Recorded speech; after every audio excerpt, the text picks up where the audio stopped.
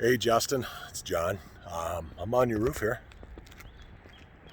See, I'm in your neighborhood here. Here's your vehicle. Well, this is the story here, dude. There's not really much going on here in regard to storm damage. The roof itself is getting a little long in the tooth. You have some of this fungus or moss. It's called lichen.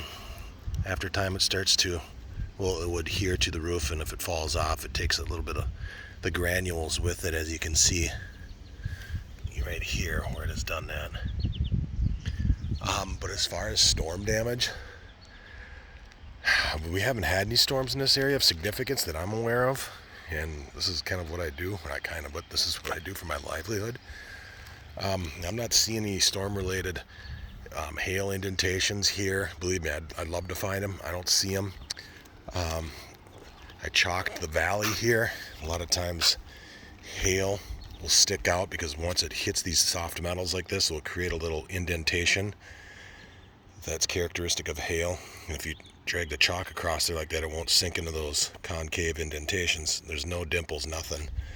Right here, this is consistent with just deterioration. I don't know what's going on here. That's not consistent with a hail hit. Hail will leave more of a mark like this. But what the adjuster is going to want to see from the insurance company when he comes up here, first thing, what I would do, are these soft metals. Very susceptible to a hail hit. And they are the telltale sign. Because if there was hail that came through here, it would look like somebody played the drums on this thing. And all of these that I have chalked here are clear. And believe me, again, I'd love to find it, but there's nothing. There's nothing on here. There'd be little dimples all over it. On this side of the roof, it is deteriorating more quickly because this is the elevation that probably faces southwest, because your satellite is here also. And that's the side that gets the most abuse from the sun. It breaks down these asphalt shingles and it starts to delaminate like this. The granules start to come off. It's not the end of the world though, man. This roof isn't like, oh fuck, it's got to be replaced tomorrow. I mean, you could stretch this thing another 5-10 years, man. It's not in terrible shape. This pipe boot, however, is not installed correctly. The water is getting through here. This boot should actually be on top of this. So water is getting in between the flashing, the boot, and the pipe getting in here. Your other ones, a little crack right here. This is the shitter. This is another pipe boot. This is what exhausts your plumbing. So when you flush the toilet, that air can exhaust so the sewer water can go down, or the water can drain. Again, the turtle fence is nothing. I mean, this one's got a big dent on it. Probably a tree. You can see the debris. Tree limb. It's still doing its job, though. It's still exhausting that stale attic air from your attic space, which you want to do. Yeah, this roof it's not terrible, man. In my professional opinion, if you placed a claim with insurance and I got up here, I mean, he might say, what am I doing here, dude?